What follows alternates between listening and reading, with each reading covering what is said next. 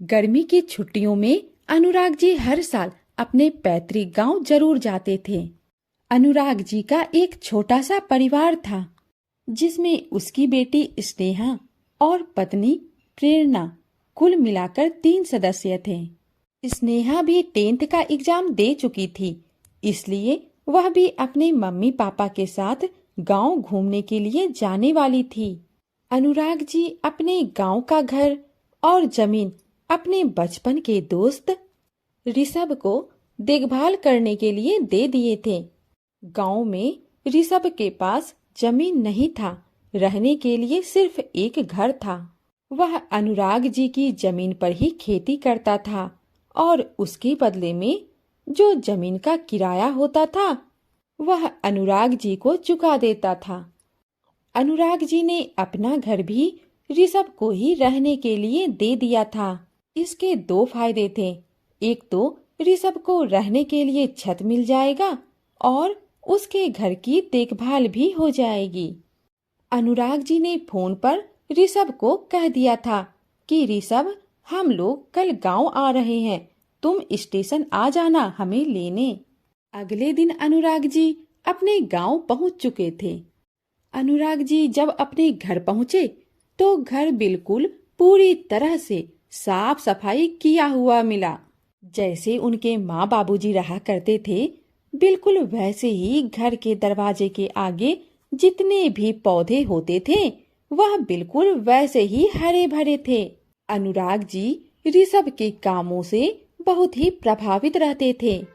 अनुराग जी और उनका परिवार अपने घर पर आकर जैसे ही बैठा, ऋषभ की बिटिया रेखा ने पहले अनुराग जी और उनकी पत्नी के पैर छुए और कुछ देर बाद गांव का देसी गुड़ और पानी लाकर रख दी। रेखा को देखते ही अनुराग जी की पत्नी प्रेरणा बोली, रेखा, तुम भी तो इस साल 10th बोर्ड देने वाली थी ना? रेखा का जवाब था, हाँ चाची, दिया तो है, अब कुछ दिनों बाद ही रिजल्ट भी आ जाएगा। तो प्रेरणा ने कहा, स्नेहा ने भी इस बार 10th का बोर्ड दिया है, देखते हैं अब तुम दोनों का कितना % नंबर आता है। ऋषभ की बेटी रेखा गांव में रहती थी, लेकिन पढ़ाई में बहुत ही इंटेलिजेंट थी। बचपन से ही वह सरकारी स्कूल में पढ़ती थी, लेकिन अपने क्लास में हमेशा से फर्स्ट आती थी। जिस क्लास में पढ़ती थी उसी क्लास के बच्चों को ट्यूशन पढ़ाती थी। ऐसे बच्चे 100 में से एक ही मिलते हैं जो इतने प्रतिभा के धनी होते हैं। कुछ दिनों बाद गांव में रहते हुए ही 10th का रिजल्ट आ गया। रेखा को 100 में से 90% नंबर आया और अनुराग की बेटी स्नेहा को 100 में से 96% नंबर आया, क्योंकि अनुराग जी और ऋषभ जी दोनों की बेटी इतने नंबरों से पास जो हुई थी।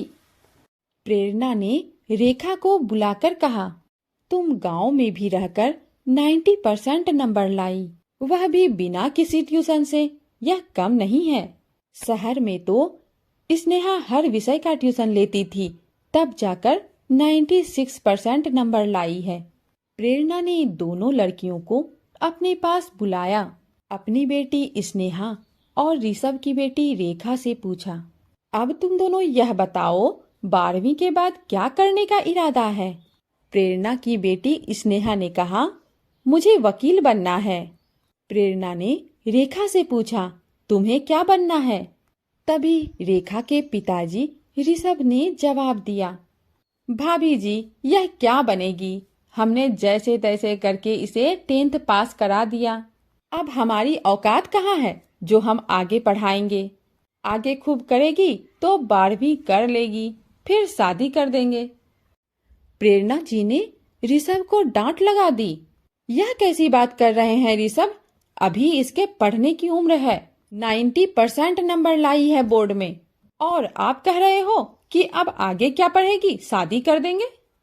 तो ऋषभ ने कहा, भाभी आप ही बताओ, हमें क्या आगे पढ़ाने की औकात है?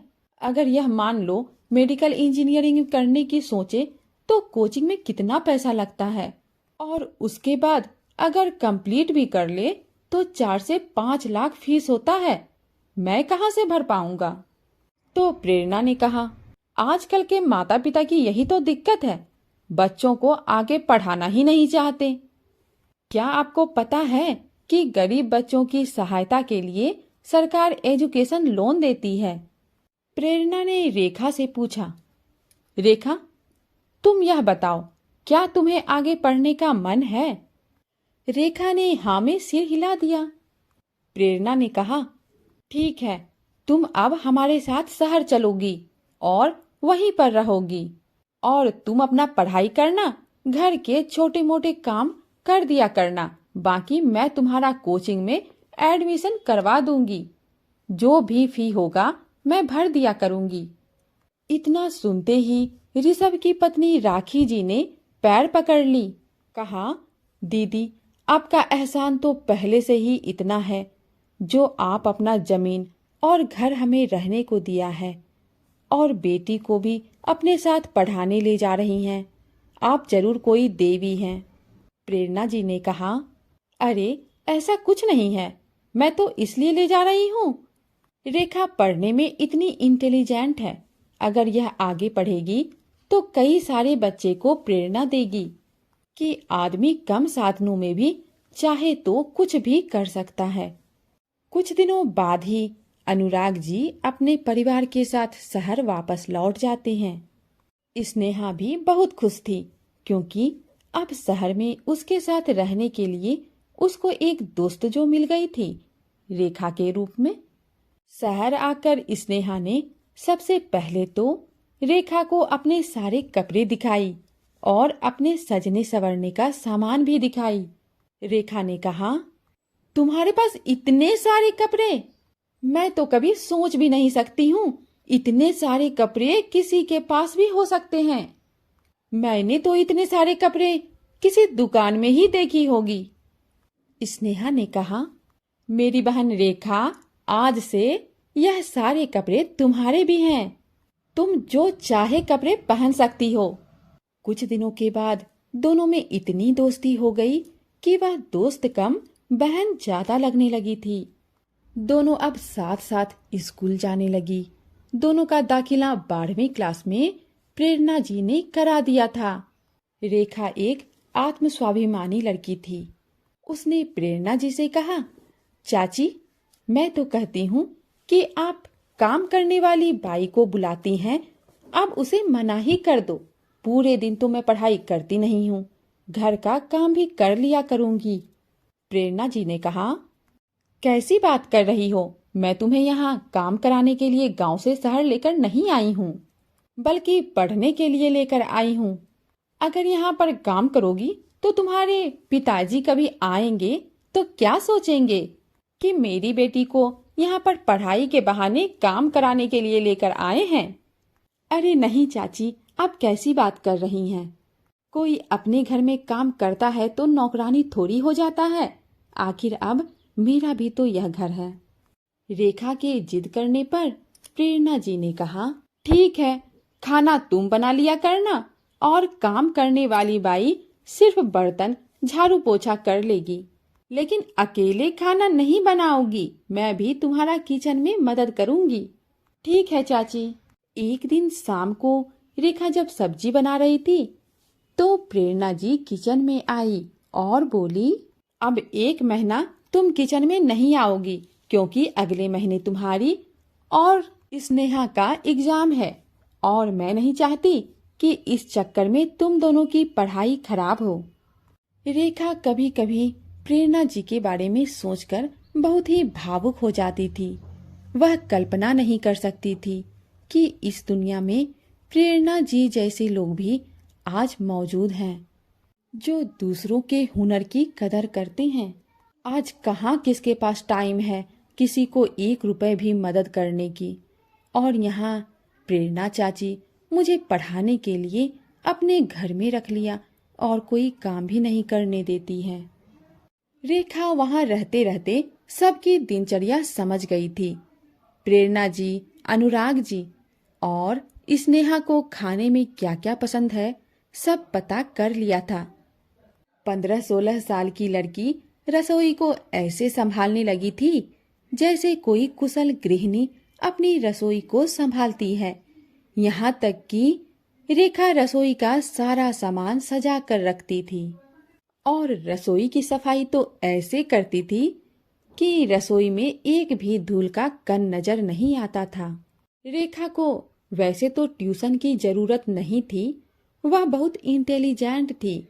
यूट्यूब से अपना सारा पढ़ाई कर लेती थी, लेकिन गांव में होने की वजह से उसका इंग्लिश थोड़ा कमजोर था, तो इसके लिए वह स्नेहा से हेल्प ले लेती थी। स्नेहा भी उसे बिल्कुल अपनी छोटी बहन की तरह पढ़ाती थी। रेखा मैथ में अच्छी थी, तो वह स्नेहा को मैथ में हेल्प कर देती थी। प्रेरणा जी हमेशा कोशिश करती थी कि किसी भी वजह से दोनों बच्चियों के पढ़ाई में खलल ना पड़े। रेखा तो अपने हर समय का सदुपयोग करना जानती थी। खाना बनाते समय वह मैथ का फॉर्मूला और केमिस्ट्री का रासायनिक फॉर्मूला याद करती रहती थी। कई बार तो स्नेहा और रेखा के बीच आपस में बहस भी हो जाती थी। इसी बात को लेकर प्रेरणा जी डर जाती थी। वह बीच बचाव करने लगती थी। उन्हें डर लगता था कि कहीं एक दूसरे के बीच तनाव ना हो जाए, लेकिन ऐसी नौबत आती ही नहीं थी। स्नेहा अपनी माँ को कह दी थी, माँ तुम चिंता मत करो, हम तो ऐसे ही लड़ाई करते हैं। जब दो बहनों में लड़ाई ना हो तो फिर बहन किस बात का। प्रेरणा जी दोनों बेटियों को अपने सीने से लगा लेती थी और चली जाती थी।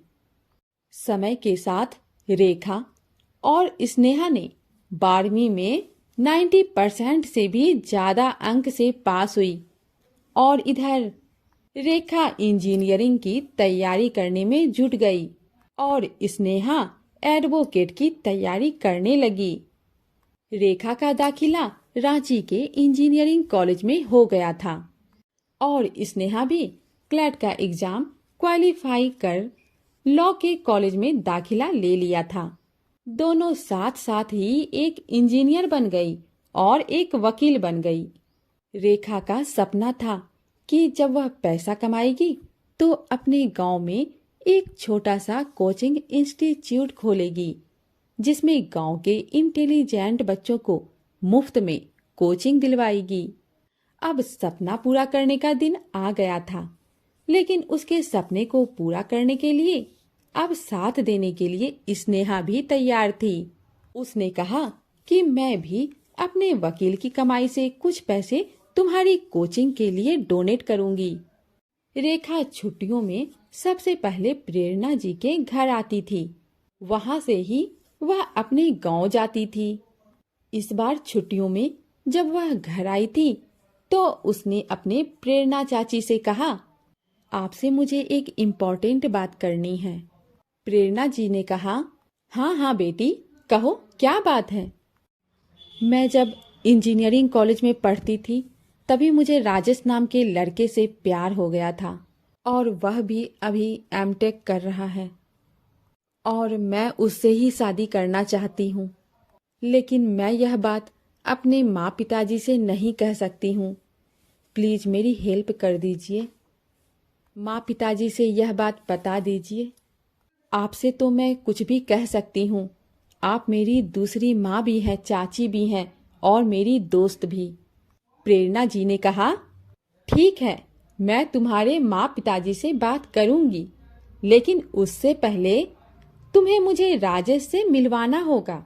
उसके बाद ही मैं डिसाइड कर पाऊंगी कि लड़का तुम्हारे लायक है भी या नहीं।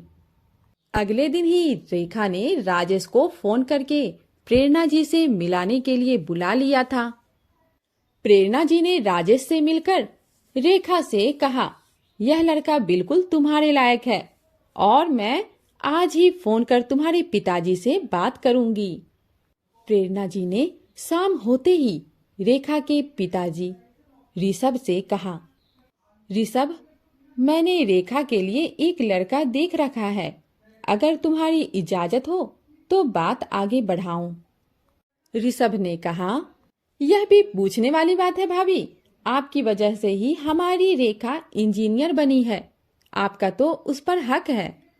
मैंने और रेखा की माँ ने तो यहाँ तक डिसाइड किया है कि रेखा की कन्यादान भी आप ही करेंगी। हमने तो रेखा को सिर्फ जन्म दिया है, लेकिन असली माँ बाप का रोल तो मेरा दोस्त अनुराग जी और आपने ही निभाया है। प्रेरणा ने ऋषभ से कहा, ऋषभ, आपने तो मेरे मन की बात छीन ली। मैं भी यही चाहती थी कि रेखा का कन्यादान मैं ही करूंगी, लेकिन मैंने सोचा अगर मैं यह बात आपसे कहूंगी तो आप लोगों को पता नहीं कैसा लगेगा। तो मोहन ने कहा, अरे नहीं भाभी जी, यह तो हमारे लिए गर्व की बात है। अगर दुनिया में सारे लोग आपके जैसे हो जाएं, तो हमारा समाज ही बदल जाएगा। लड़कियों को भी बराबर का अधिकार मिलना शुरू हो जाएगा। प्रेरणा जी ने कहा, ऋषभ भाई साहब, आपकी बेटी रेखा का कन्यादान मैं करूंगी और मेरी बेटी स्नेहा का कन्यादान आप करेंगे। अगर इस बात के लिए आप तैयार हैं तो बोलिए। ऋषभ ने कहा, भाभी, आपकी कोई बात क्या मैं टाल सकता हूँ? आपको जो अच्छा लगे कीजिए। प्रेरणा जी ने कहा, ठीक है, फिर मैं अपनी बेटी स्नेहा के लिए भी लड़का ढूंढती हूँ और दोनों की शादी एक ही मंडप से करेंगे। कुछ दिनों बाद स्नेहा की भी एक अच्छा लड़का देखकर प्रेरणा जी ने शादी तय कर दिया। स्नेहा और रेखा की बारात एक ही दिन आई। रेखा का कन्यादान प्रेरणा जी ने और अनुराग जी ने किया। स्नेहा का कन्यादान ऋषभ और उसकी पत्नी ने किया। इस अनोखी शादी को देखकर सारे रिश्तेदार भी आनंद ले रहे थे। कि इस कहानी से शिक्षा कि अगर आप सक्षम हैं तो आप किसी की मदद कीजिए, आपको बहुत सुकून मिलेगा। शिक्षा से बड़ा दान कुछ भी नहीं हो सकता। अगर आप किसी को शिक्षा दान कर सकते हैं तो जरूर कीजिए। धन्यवाद।